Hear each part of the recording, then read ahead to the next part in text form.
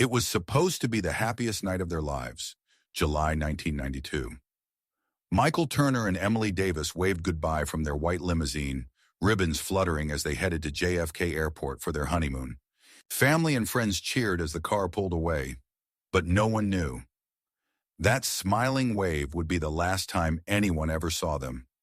12 years later, a rusted limousine rose from a New Jersey lake, and the bride and groom were gone. Here's the full narrative draft. Approx. 750 words for Idea 2, The Wedding. Perfect American Dream, written in anonymous, multi-perspective storytelling style, cinematic, emotional, aimed at an American YouTube audience, flowing right after the hook and without repeating its content. Newark, New Jersey, July of 1992. Inside the red brick church on Ferry Street, the sound of organ music swelled as the last of the guests hurried into the pews. Ceiling fans turned lazily in the summer heat, stirring the smell of fresh lilies. Every detail had been planned to perfection, and for a few shining hours, the Turner and Davis families were united in joy. Michael Turner, 29, stood tall at the altar. A banker known for his steady hands and calm voice, he looked both nervous and proud in his black tuxedo. To his colleagues from the Manhattan branch, he was the kind of man who stayed late to finish a client's paperwork, the kind who never lost his temper. To his father, a retired Newark police officer, he was the son who carried family honor with quiet dignity. And to the guests watching him wipe sweat from his brow, he was simply a groom waiting for the woman he adored. Emily Davis, 27, entered to a hush. Her students at the elementary school in Montclair called her Miss D with a sunshine smile. That smile lit the aisle as she walked in her lace gown, clutching a bouquet of white roses. Her colleagues whispered about how she had spent weeks grading papers, even as she planned this wedding. Her mother's hands trembled as she adjusted Emily's veil one last time. And her father, an entrepreneur who had worked nights and weekends to build his small distribution company, bit his lip to keep from crying. From the back pews, neighbors whispered that it felt like something out of a movie. The banker and the teacher, two ordinary kids from New Jersey starting a life together. The vows passed quickly, rings exchanged. The minister's words sealed their union. Applause echoed through the church, louder than the bells outside. Cameras flashed. Relatives leaned over pews to get a glimpse. Emily's childhood friend later remembered thinking, she never looked happier. She was glowing, like she'd finally stepped into the life she dreamed of. After the ceremony, the families gathered outside under a bright blue sky. Guests posed for photos against the limousine, trimmed with white satin ribbons. Michael's mother, usually reserved, laughed as relatives hugged her one after another. Emily's father shook hands with nearly everyone, repeating, she deserves the world, and today she got it. During the reception in a rented hall nearby, waiters carried trays of champagne flutes as a DJ played early 90s hits. College friends clinked glasses, recounting stories of dorm rooms and road trips. Cousins passed around disposable cameras, snapping blurry but heartfelt moments. Michael's father, usually stern, tapped his son on the shoulder during a dance and whispered, don't ever let her doubt your love. Emily's mother, eyes still wet, told a neighbor she had never seen her daughter so radiant. Yet in the middle of the joy, small, fleeting details slipped past most eyes. One guest noticed the hem of Emily's gown had a faint smudge, like soil or grease, from the church garden. Another remembered Michael excusing himself twice to make phone calls, though no one knew to whom. At the time, these things seemed trivial. In hindsight, they became the fragments investigators would scrutinize years later. As evening approached, the couple prepared to leave. Guests lined the steps with handfuls of rice and cheers.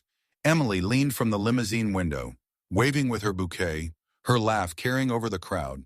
Michael raised his hand in thanks, the picture of a proud new husband. The car door shut with a soft thud, and the vehicle rolled down the street toward JFK Airport. For those who stayed behind, it was the perfect ending to a perfect wedding day. Parents wiped tears, friends clapped each other on the back, and the hall emptied slowly as the sun dipped behind the city skyline. What no one realized, what no one could imagine, was that this was the last time the newlyweds would ever be seen together. The photographs captured joy. The guests remembered love. But within hours, all of it would dissolve into silence, phone calls unanswered, and a mystery that would outlive the celebration. The wedding had been flawless, almost like a scene scripted for the American dream. And that, perhaps, is why its sudden unraveling still chills those who remember it. The brighter the light, the deeper the shadow it leaves behind. The celebration faded behind them as the limousine door shut with a solid click. Inside, the air smelled faintly of roses from Emily's bouquet, and the leather seats polished for the occasion. A chilled bottle of champagne sat unopened in the corner. Michael reached for Emily's hand, squeezing it gently as the driver eased the car away from the reception hall. For the newlyweds, it was supposed to be a quiet ride into their new life. The streets of Newark bustled in the early evening. Commuters honked impatiently at intersections. Neon lights began to glow above corner stores. From the sidewalk, a group of children shouted and waved at the decorated limousine. Emily waved back, her veil brushing against the glass. To them, the sight was magical, a bride and groom on their way to something greater. The driver, a middle-aged man named Robert, had chauffeured dozens of wedding parties. To him, this seemed routine. A joyful couple heading to JFK for the late flight to Honolulu. He adjusted the radio to a soft jazz station, trying to block out the noise of traffic. In his rearview mirror, he caught a glimpse of Emily laughing, her face turned toward Michael, and thought briefly, "These two look like they'll make it." But not everyone watching the limousine that night saw it as just another happy scene. A neighbor from across the reception hall street later recalled a dark sedan idling near the corner, its headlights off. He dismissed it at the time, but years later, when asked by investigators, he admitted the car's presence had unsettled him. By 5:30 p.m., the limousine merged onto the New Jersey Turnpike. The highway stretched long and straight, a ribbon of asphalt threading toward the city. Green overhead signs pointed clearly. I-95 South. JFK Airport. The evening sun cast golden light across the asphalt, glinting off the chrome bumpers of passing cars. Travelers filled the road, families returning from day trips, truckers hauling cargo, couples heading toward New York for dinner. Among them, the white limousine stood out like a moving beacon of celebration. Inside, Emily rested her head on Michael's shoulder. She spoke about the students she would miss during their honeymoon, about the little boy in her class who insisted on drawing a wedding card. Michael nodded, talking about how he had promised his boss he would return to the bank in 2 weeks with new energy. Both imagined the days ahead filled with beaches, photographs, and laughter. At the same time, their parents were packing small gifts into cars back at home, planning to meet them at JFK for the send-off. They checked their watches, reassured one another. With the limousine leaving at 5:15, the couple should arrive at the airport by 6:30 at the latest. Somewhere near Elizabeth, traffic slowed. A truck driver following behind remembered the limousine clearly, white paint, ribbons fluttering from the antenna. He swore later that he saw it signal, then drift into another lane before disappearing ahead of him. Others along the turnpike reported similar glimpses, though none could agree on the exact time or location. What happened in the next hour remains a mystery. Toll booth cameras, few and far between in 1992, never captured the limousine's license plate. Roadside witnesses contradicted each other, some insisting the car continued east toward the bridges, others convinced it turned south at an exit. For investigators years later, this gap became the central riddle. A limousine seen leaving Newark, bound for JFK, simply vanishing on a route traveled by thousands each day. In the back seat, perhaps, Michael loosened his tie and Emily slipped off her shoes, both unaware of the questions their final journey would spark. The unopened champagne waited beside them, a silent witness. From their point of view, nothing was wrong. The road stretched ahead, ordinary, predictable, carrying them toward the promise of an island sunrise. But for the families waiting at the terminal, the minutes would soon stretch into hours, and the joy of the wedding day would transform into dread. As the limousine rolled further from Newark, its exact path blurred, the last confirmed sightings fading like taillights into the dark. It was meant to be a drive filled with laughter and anticipation. Instead, that ride down the New Jersey Turnpike would become the most haunting missing chapter of Michael and Emily's lives. A journey toward an airport they would never reach, and a mystery that would endure long after the road itself changed with time. At John F. Kennedy International Airport, the Saturday evening rush had already filled the terminal. Families crowded around luggage carts, flight boards flickered with rows of departures, and the smell of pretzels and coffee lingered in the air. Among the bustle, two sets of parents stood together near the Hawaiian Airlines counter, eyes fixed on the arrivals from the street outside. They expected to see the white limousine pull up any minute. For the Turners, punctuality had always been Michael's signature. Turnarum. His father, the retired police officer, checked his wristwatch every few minutes. 15 departure from Newark, 1 hour to JFK with traffic. That meant a 6:30 arrival. Plenty of time before the 8-hour flight. By 6:40, the smile had faded from his face. Emily's mother clutched a small silk scarf, twisting it in her hands. She had insisted on bringing an extra sweater for her daughter, worried about the cool air on the plane. "She'll be here," her husband told her, though his voice cracked slightly. "They'll be here any second." The minutes passed. The limousine didn't appear. Crowds ebbed and flowed. A teenage boy slouched in a chair nearby, listening to his Walkman. A businessman rushed by dragging a leather briefcase. To everyone else in that terminal, nothing seemed unusual. But to the parents standing together in uneasy silence, every second ticked louder. At 7, anxiety crept in. Michael's father finally pulled a few coins from his pocket and stepped to a payphone. He dialed Emily's cell number. The bulky Motorola that had become a point of pride in her family. The line rang and rang. No answer. He tried again, convinced she might have missed it the first time. Still nothing. The hollow ring echoed in his ear like a warning. "They're probably in traffic," said one of the cousins, arriving late to the airport, trying to reassure the group. It was a Saturday night. After all, the turnpike was notorious for backups. But even that explanation began to wilt as the digital clock above the terminal flipped from 7:15 to 7:20. Emily's father leaned against a pillar, arms crossed tightly, staring at the glass doors. He remembered his daughter's smile just hours earlier, the way she'd waved from the limousine. The memory replayed like a film, clashing violently with the empty space where the car should have been. By 7:30, unease had become dread. Airline staff began calling passengers to line up for check-in. Families pulled out tickets, wheeled suitcases forward. The Turners and Davises lingered back, craning their necks toward the doors. When the counter agent asked for the couple's names, she frowned at her screen. "I'm sorry, I don't see any reservation under Turner or Davis." Confusion rippled through the group. They had heard Michael booked through a travel agency. Perhaps the tickets were waiting at will call. But there was no record, no boarding passes ready. The fathers exchanged a glance. Something was wrong. At 7:45, another call was made to Emily's phone. Again, only rings. Michael's old phone, left behind in his room, would later be discovered untouched on the nightstand. But that night, no one knew. They only knew silence. By 8:01, the flight boarded. Families filed through the gate. A little girl clutched a stuffed animal as she skipped beside her mother.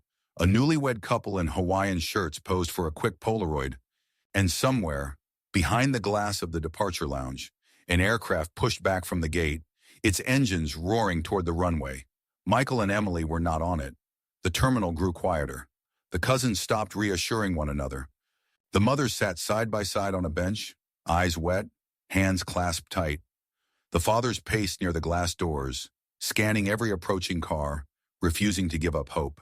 At 8:20, when the overhead board flipped to departed, something inside them broke. "They should have been here by now," whispered Emily's mother. "Something's happened." Michael's father, hardened by decades on the force, finally spoke the words aloud. If they were coming, they'd be here already. The limousine never arrived. The flight took off without them. And the joyous farewell the families had envisioned. A wave, a hug, a tearful send-off. Dissolved into an empty wait inside JFK's humming terminal.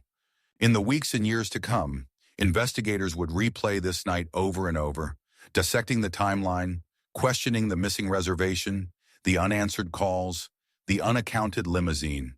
But in that moment, for the families at the gate, It was far simpler and far more devastating.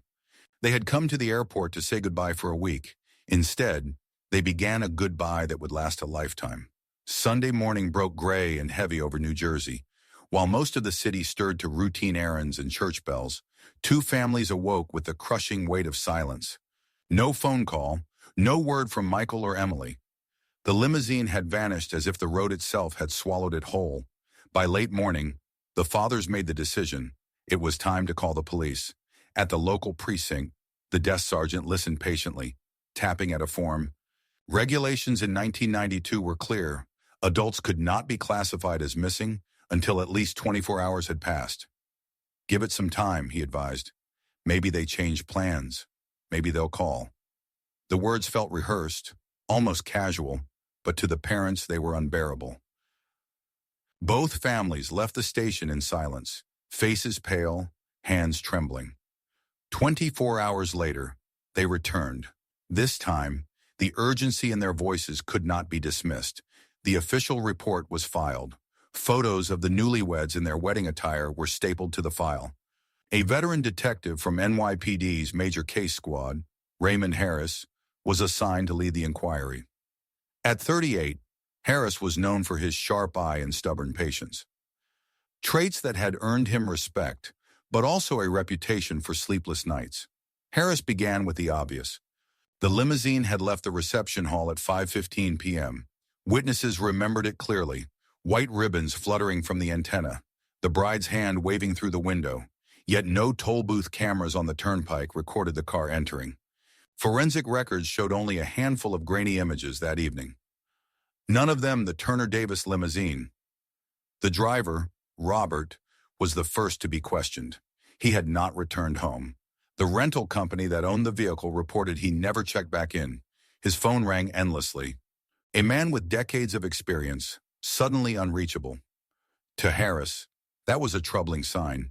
Neighbors from the church block mentioned seeing a dark sedan idling near the corner as the limousine pulled away. One described it as a black Lincoln, headlights off, engine low. Another dismissed it as probably someone waiting for a friend. None could agree on a license plate. Harris wrote the notes carefully, circling them in red. Meanwhile, the Turners and Davises tried to maintain composure. Michael's mother still set the dinner table for 4. Emily's father kept calling his daughter's cell phone, only to hear the same hollow ring echo into nothing. The families clung to hope, even as detectives combed through lists of accidents, hospital admissions, and towing records across New Jersey and New York. Nothing matched. Harris expanded the net. Truck drivers along the turnpike were interviewed. One insisted he had seen a white limousine near Elizabeth around 6 p.m., but when shown a set of photos, he admitted he couldn't be sure. Wedding cars were common on weekends. A gas station clerk swore the couple had stopped for fuel around 6:30, yet the registered tape showed no transaction, and the grainy security tape revealed only blurred figures, too indistinct to identify. Each clue seemed to evaporate as quickly as it arrived. Journalists caught wind of the story within 3 days. Headlines screamed across tabloids. Newlyweds disappear on way to honeymoon. Reporters crowded the family's lawns, snapping photographs as the mothers tried to shield their faces. The story spread on television news, framed with the same haunting wedding portrait, Michael smiling in his tuxedo, Emily clutching roses. Viewers across America leaned closer to their screens, wondering how such a couple could simply vanish between a church and an airport. For Harris Wom, the noise of the media was both blessing and curse. Tips poured in. Dozens, then hundreds. People claimed to have seen the limousine in Brooklyn, on Staten Island, even as far as Pennsylvania. Each call demanded follow-up, but nearly all collapsed under scrutiny. Witness memories clashed, times didn't align, and details blurred. By the end of the first week, the case board in Harris's office was cluttered with maps, photographs, and arrows. Red string connected points along the highway, gas stations, diners, motels. Yet the centerpiece, a pinned photo of Michael and Emily outside the church, remained untouched, surrounded by question marks. To the families, every unanswered call deepened the nightmare. To the detective, every cold lead hardened the case into something far darker than a simple accident. A limousine had left Newark with two newlyweds inside.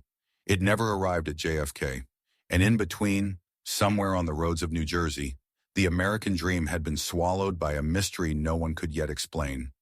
The investigation had begun. But the trail, even in its earliest days, was already growing cold. By the end of the first week, the disappearance of Michael Turner and Emily Davis was no longer just a family tragedy. It had become a national story. Morning shows carried their smiling wedding portrait, framed beside the words, "The Vanished Newlyweds." Radio stations in New York opened call-in lines, asking listeners if they'd seen the limousine. And by the time the tabloids hit newsstands, the narrative had exploded. One headline screamed, "Bride and groom drive into thin air." Another declared, "Honeymoon of horror." Outside the Turner home in Newark, reporters crowded the sidewalk. Microphones were thrust forward whenever a curtain moved. Neighbors found themselves quoted in print, describing Michael as a quiet young man who never caused trouble, or Emily as the sweet school teacher next door. For the families, grief turned into a public performance. Every tear captured, every silence dissected. Detective Raymond Harris knew publicity was a double-edged sword. On one hand, it flushed out witnesses who might otherwise stay silent. On the other, it drowned the case in noise, and noise arrived in waves. The first wave came from truck drivers. One swore he'd seen the white limousine near the Vince Lombardi rest stop around 6:15 p.m. Another insisted it had merged onto the George Washington Bridge, heading into Manhattan. The times overlapped, the directions contradicted, yet each man swore on his logbook. The second wave came from gas stations. A clerk in Elizabeth remembered a young woman in a wedding dress crying near the pump. Another, working 40 miles south, claimed a tuxedoed man handed him cash for fuel. The register tape showed no matching purchases, but both clerks stood firm. Then came the diner stories. Couples out for late burgers said they saw Michael and Emily in a booth, whispering intensely. A waitress on Long Island insisted she served them coffee just after midnight. Each account carried the same haunting certainty. "I know it was them." Journalists devoured these details. Nightly news ran grainy reenactments. Actors in thrift store tuxedos and veils staged against dimly lit highways. Talk shows speculated endlessly. Were Michael and Emily running away? Kidnapped? Victims of foul play? The more the media asked, the more the public answered, and the more contradictions piled up. Harris's office filled with tip sheets. Detectives pinned reports to the corkboard until there was no room left. Some leads were ridiculous. Claims of sightings in Florida, even Canada. Others were eerily specific. A caller describing a white limousine parked near the Hudson River at 11 p.m., engine running but no driver in sight. Harris dispatched units to follow each one, but every road ended in the same place, nothing. For the families, the circus was unbearable. Michael's mother flinched each time she saw her son's face on TV, while Emily's father began avoiding interviews altogether, refusing to let his grief become entertainment. Yet reporters kept coming. One tabloid photographer even climbed a fence to capture the Davises eating dinner through their kitchen window. Meanwhile, the story ignited debates across America. Preachers used it as a sermon example of life's fragility. College students wrote essays about the couple's symbolic vanishing. Talk radio callers spun conspiracy theories, mafia debts, secret double lives, government cover-ups. The tragedy had transformed into a canvas onto which the public painted its fears. Detective Harris, exhausted, told a colleague late one night, "Every time I follow one witness, another comes forward to contradict it. We're chasing ghosts created by headlines." His notepad overflowed with half-truths. A black sedan near the church, a woman crying at a rest stop, a limousine on the bridge, a diner sighting hours later. None aligned, all conflicted. Yet ignoring the witnesses wasn't an option. What if one of them was right? What if, buried beneath the noise, a single account held the truth? Harris pressed on, combing through timelines, cross-checking toll receipts, requesting security tapes already half erased. The storm raged on. By week 3, national magazines ran glossy spreads under titles like "Love Lost on the Jersey Turnpike." Photos of the smiling couple were everywhere. At checkout counters, in barber shops, in break rooms across America, everyone knew their faces, Everyone had an opinion. And yet, despite thousands of words printed and hours of airtime filled, the essential mystery remained untouched. Two newlyweds had left their wedding in a limousine. Dozens claimed to have seen them afterward. None could agree on where or when, and so the case swelled under the weight of its own contradictions. The media had turned Michael and Emily into household names. But for the families, the noise was a cruel reminder. The spotlight brought attention, not answers. And for the detectives, the storm of witnesses was not a path to the truth. Only a blinding fog, where the real story slipped further out of reach. By the time the first anniversary of Michael and Emily's disappearance crept closer, the excitement of headlines had faded. News crews had moved on. Tabloids searched for fresher tragedies, and talk radio callers found new conspiracies to debate. But inside two modest New Jersey homes, time had frozen. Michael's childhood bedroom remained exactly as it had been on the morning of his wedding. The bedspread tucked tight, his desk cluttered with books, and on the nightstand sat the bulky gray cell phone he'd forgotten to carry that day. Its battery long dead, the screen black, yet his mother couldn't bring herself to move it. Each morning she opened the blinds in his room, letting sunlight fall on empty sheets, whispering a prayer as if her son might return that evening to collapse into bed, tired but safe.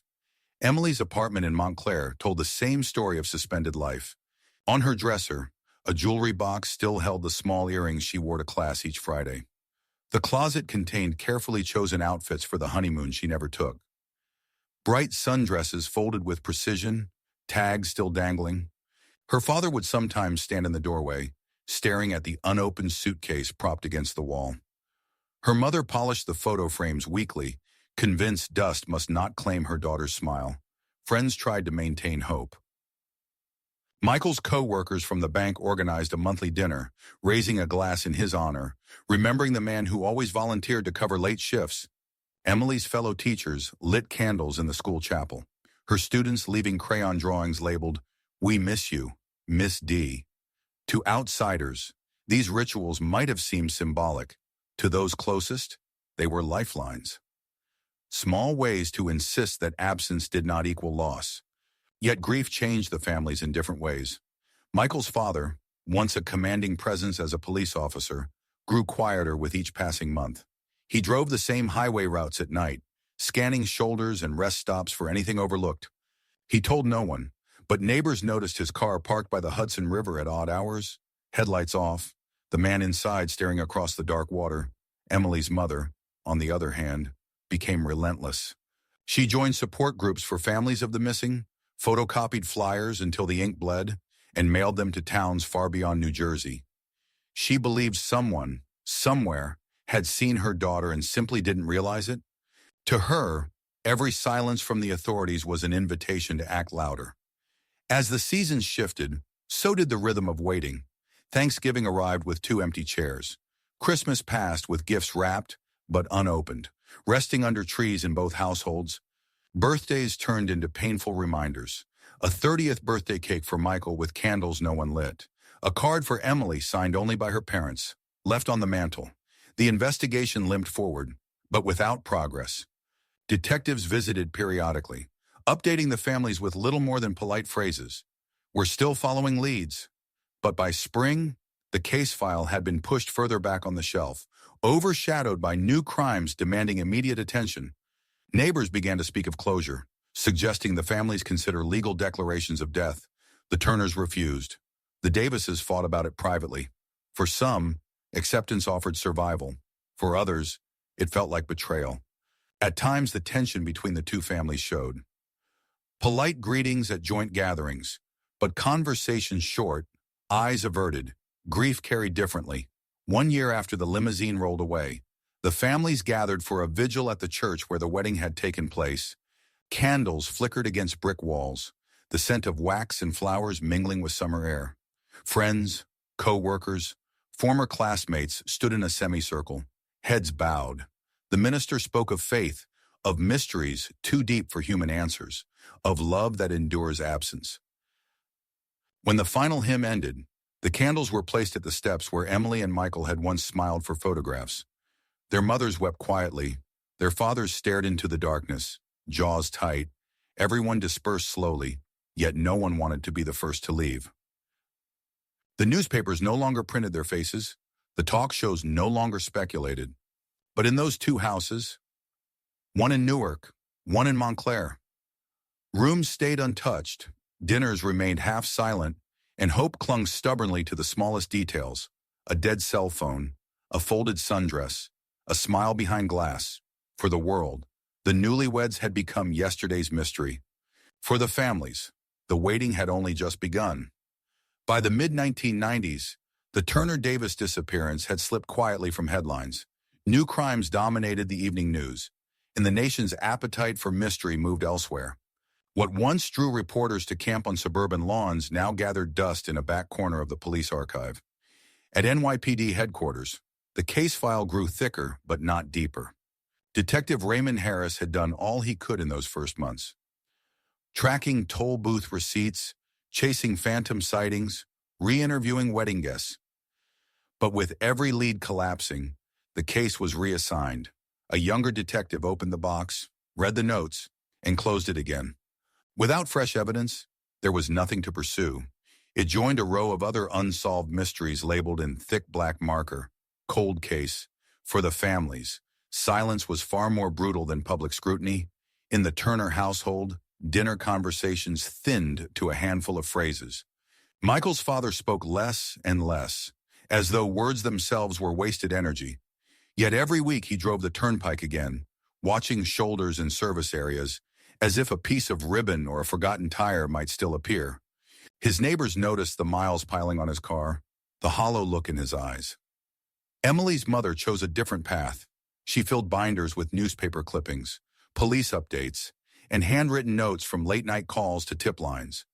Each binder was labeled by year, stacked neatly in her living room. To her, silence meant she had to make more noise. Mailing letters to talk shows, sending photographs to missing person organizations, phoning detectives until they grew curt. Her husband, weary of hope, began to retreat. Their arguments often ended in slammed doors, the chasm of grief widening between them. Friends of the couple faced their own struggles. At the bank, Michael's old desk was eventually filled by a new hire, but co-workers still remembered the man who never left paperwork unfinished. Some admitted guilt. Should they have noticed something odd the week before the wedding? At the elementary school, Emily's students had long moved on, but the teachers still kept a framed picture of her in the staff lounge. Each September, when new classes began, someone would glance at it and whisper, "She should be here." The years crept by with cruel milestones. In 1997, a close friend married and left an empty seat in the front row with Emily's name card. In 1999, Michael's younger cousin graduated college, dedicating his diploma to the missing newlywed. In 2001, as the world reeled from national tragedy, the families felt their own grief shrink in the shadow of larger sorrow, yet it never disappeared. Technology changed. Cell phones shrank. Home computers became common. Surveillance cameras multiplied across highways and airports. Detectives occasionally wondered, if the limousine had vanished in 2002 instead of 1992, would it still be a mystery? But hindsight solved nothing. The records from that night were locked in another decade, and the trail had long gone cold. By 2002, a decade after the wedding, whispers about closure grew louder. Lawyers explained that the families could seek legal declarations of death, freeing insurance claims and estate matters frozen in limbo. The Turners resisted fiercely. "Without proof," Michael's mother said, "I won't sign his life away." The Davises considered it more seriously, their arguments behind closed doors spilling into family gatherings, leaving scars that never fully healed. Meanwhile, Detective Harris retired. In a quiet interview before leaving the force, he admitted the case still haunted him. "Two kids vanished on a drive millions of people make every year," he said. "It shouldn't be possible, but it happened." And so the story lingered, not in newspapers, but in whispers. A cold case folder filed away in New York, a row of untouched clothes in Montclair, a dead cell phone on a nightstand in Newark. Silence had replaced speculation. Hope had thinned into ritual. The mystery of Michael and Emily no longer belonged to the public. It belonged to the passage of time itself. where answers fade and only questions remain. It was an ordinary autumn afternoon at Lake Hopatcong, New Jersey. The leaves had begun to turn, painting the shoreline with streaks of red and gold. Anglers lined the banks, their boats rocking gently against the current. Among them was a man named Charles Miller, a machinist who came every weekend to escape city noise. At first, his fishing line snagged what he thought was an old tree branch. But when he pulled harder, something sharp and metallic broke the surface. Miller squinted at the corroded piece. It looked like a section of chrome, twisted and covered in weeds. He set it aside, puzzled, before calling the local police. "Might be junk, might be a car," he muttered. That phone call would reopen a mystery the state had nearly forgotten. Within hours, a dive team arrived. Under the rippling surface, 20 feet down, their flashlights revealed a shape too large to be debris. The outline of a car sat buried in mud, its frame draped in algae. Divers surfaced, gasping through their regulators. "We've got a vehicle down there," one of them said. The following morning, spectators crowded the shoreline. A crane was brought in, its cables descending into the water. With a groaning pull, the machine lifted a ghost from the lake. The crowd watched in silence as the roof of a white limousine breached the surface, water pouring from its shattered windows. The once gleaming paint had rusted into patches of brown and green, yet faintly, against the corroded metal, scraps of white ribbon still clung to the antenna. Reporters, alerted by police scanners, swarmed the scene. Cameras clicked as the limousine was lowered onto a flatbed, mud dripping onto the pavement. Within minutes, the whispers began. Could this be the wedding car? Investigators moved quickly. The license plate, though nearly unreadable, was cleaned and cross-checked against records. Confirmation came by mid-afternoon.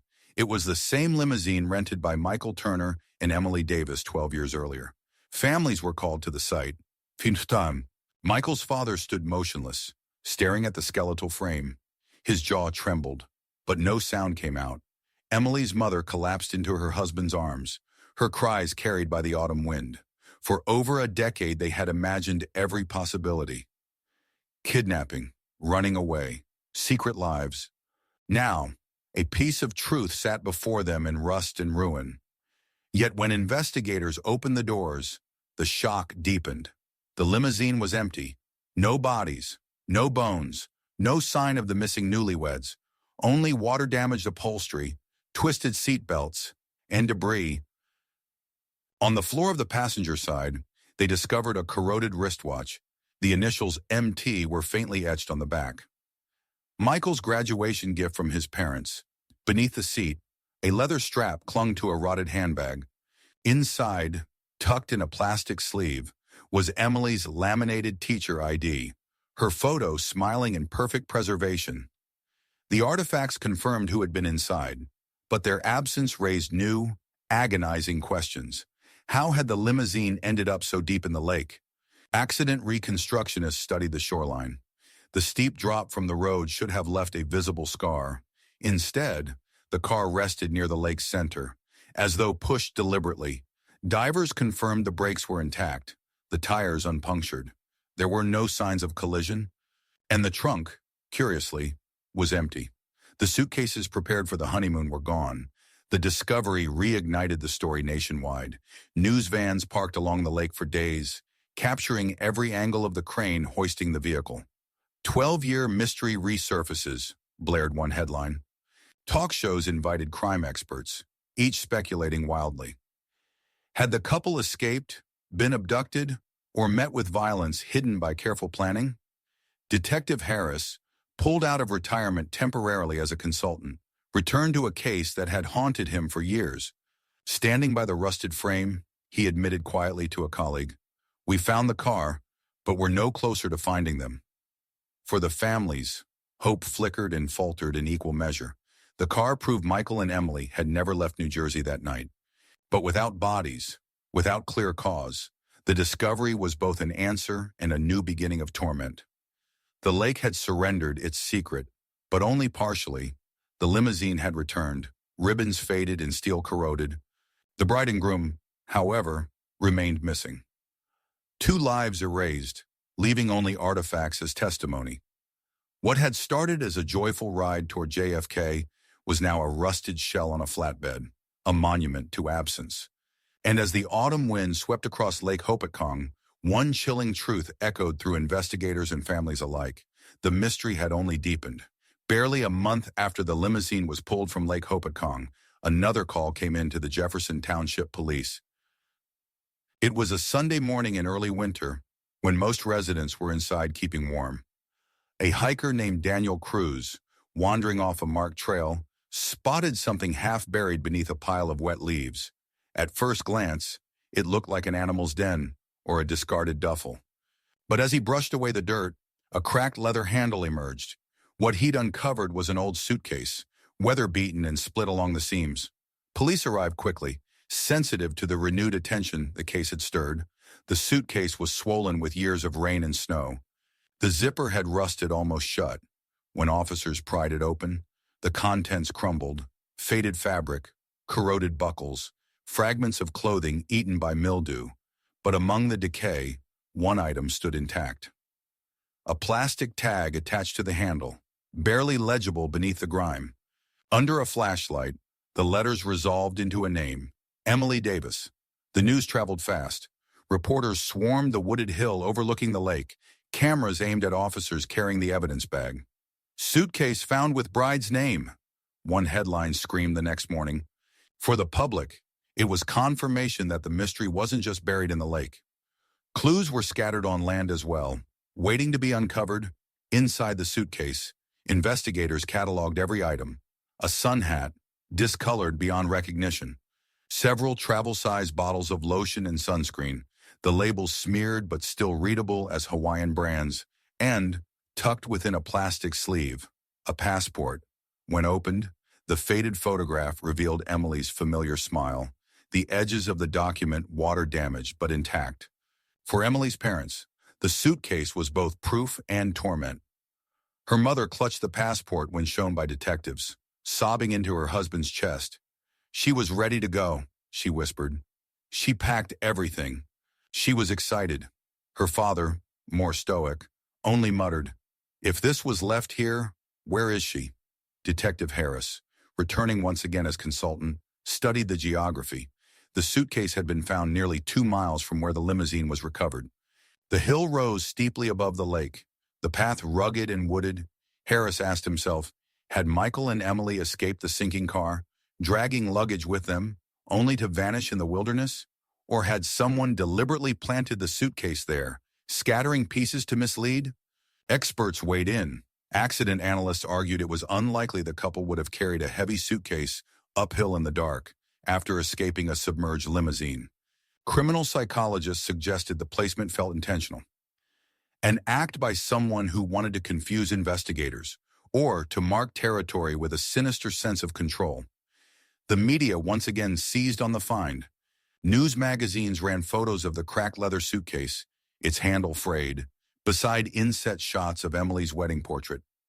Talk shows debated, was the suitcase abandoned by the couple themselves or discarded by someone hiding a crime? The public devoured the theories.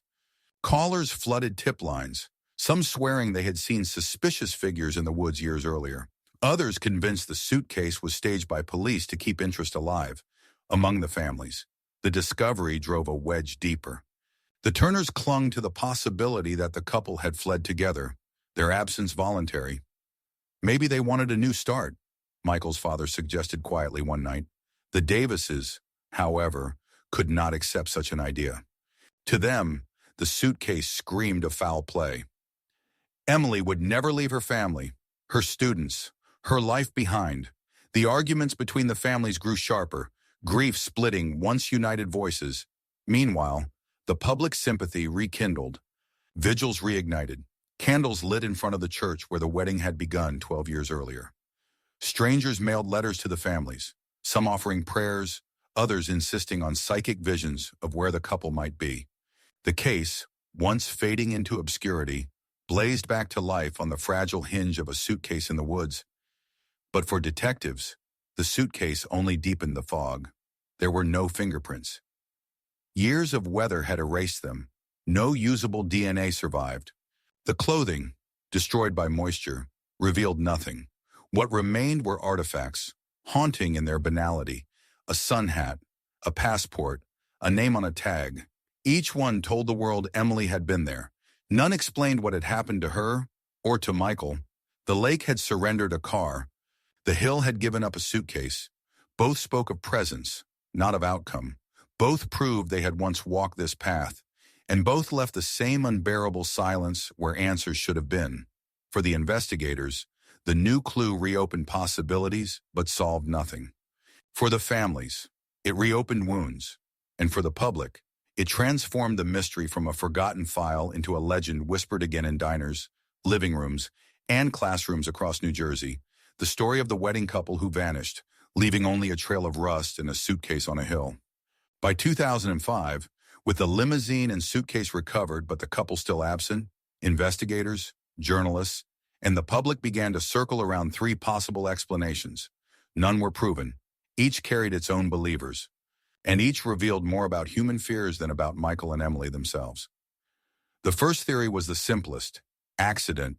Supporters pointed to the geography. Dark roads, narrow shoulders, a limousine sliding into the lake unnoticed. Perhaps Michael and Emily fought their way out, only to be disoriented in the woods.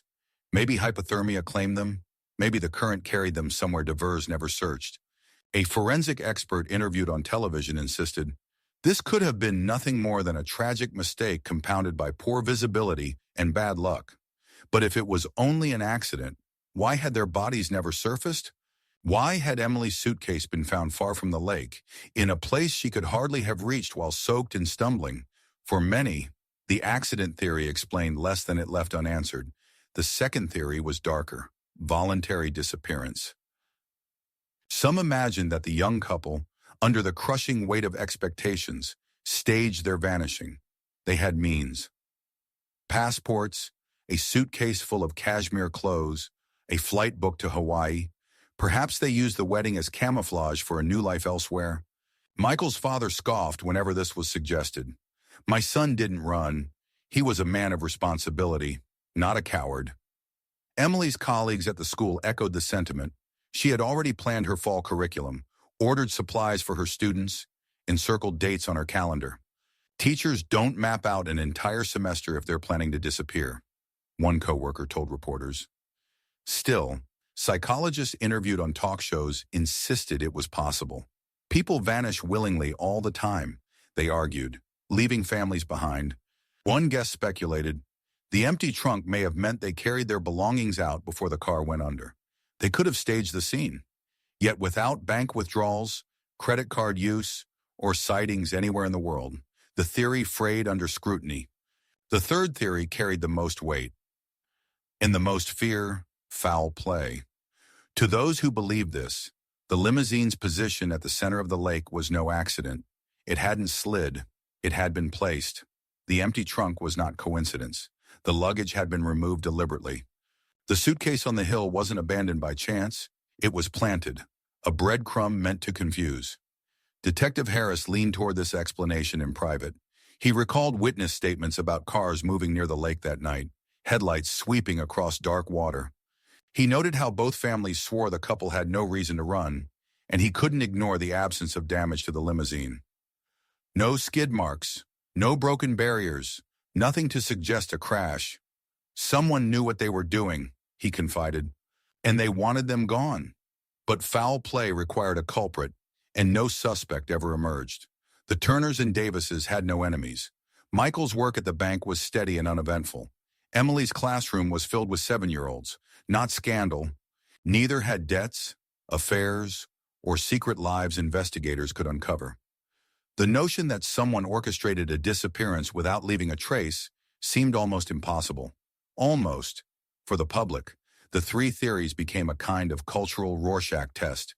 Those who feared chaos believed in the accident, a reminder that life can end suddenly without reason. Those disillusioned with family obligations leaned toward voluntary disappearance, projecting their own yearning for escape. And those suspicious of the world clung to foul play, convinced the shadows hid violence no one had dared expose. At vigils and in church pews, families refused to choose among theories. Hope demanded uncertainty. To settle on one version felt like closing the door forever. And so the questions lingered, each one sharper for its lack of resolution. If it was an accident, where are the bodies? If it was voluntary, where is the evidence of life? If it was foul play, who could have wanted them gone? Years passed, and still the answers never came. Only the theories remained, circling like moths around a flame, each burning brighter as the truth retreated further into the dark. Decades have passed since the summer of 1992. New Jersey highways have been repaved. The airport has been expanded. The fashions of the time have faded from memory. But for two families, time never truly moved forward. In the Turner home, Michael's bedroom remains as it was. His cell phone still on the nightstand, its battery long dead, dust carefully wiped away by a mother who refuses to let it fade. Across town, Emily's passport rests in a glass case, displayed not as evidence but as a reminder of a daughter who never boarded her flight. These rooms are not simply spaces. They are shrines to lives paused mid-sentence. Detective Harris, now long retired, admits the case still troubles his sleep. "You can close a file," he once said in a rare interview, "but you can't close your mind. Every time I drive near that lake, I think about what lies beneath, about what I missed." His words echo the frustration of a man who dedicated his life to solving puzzles, but was left with a story that never offered an ending. For the public, the Newlyweds became folklore. Their smiling wedding portrait still circulates online, passed around true crime forums and late-night radio programs. Some call it New Jersey's most haunting love story. Others compare it to urban legends, a reminder of how fragile the boundary is between celebration and catastrophe. But unlike legends, this one had real names, real families, and real grief. The three theories: accident, disappearance, foul play, remain as unresolved as ever. Each generation of readers and listeners takes sides, dissecting evidence that has long since degraded. Yet the arguments, the speculation, the endless retelling keep Michael and Emily alive in the imagination of strangers who never met them. In that way, their story has never ended. For the families, faith became both anchor and burden. Some prayed for answers, others for peace. Emily's mother lit a candle every Sunday in the church where her daughter had once sung in the choir. Michael's father, stoic and broken, whispered his son's name each night before sleep. Hope became a ritual, repeated so often that even silence could not erase it. And perhaps that is the true legacy. Not the limousine in the lake, not the suitcase on the hill, but the endurance of love that refuses to vanish. Their story reminds us that joy and tragedy are sometimes separated by the thinnest of lines, that a single drive, a single night, can change everything. Today, more than 30 years later, the mystery still breathes. The lake still shimmers under autumn leaves. The hill still watches in silence, and somewhere in those landscapes lies the truth. Buried, erased, or waiting to be revealed. Until then, what remains is memory. A photograph of a young man in a tuxedo, his bride in a white dress, both smiling as they waved from a limousine decorated with ribbons, the last image their loved ones ever saw. And so the story continues to be told. Not just for the sake of mystery, but to honor two lives interrupted, two families left with questions, and a love that never reached its destination. If this story moved you, help us keep their memory alive. Like this video, share it with others, and subscribe to Touched by Grace for more stories of faith, mystery, and the enduring human spirit. Because as long as we remember Michael and Emily, their story will never be lost.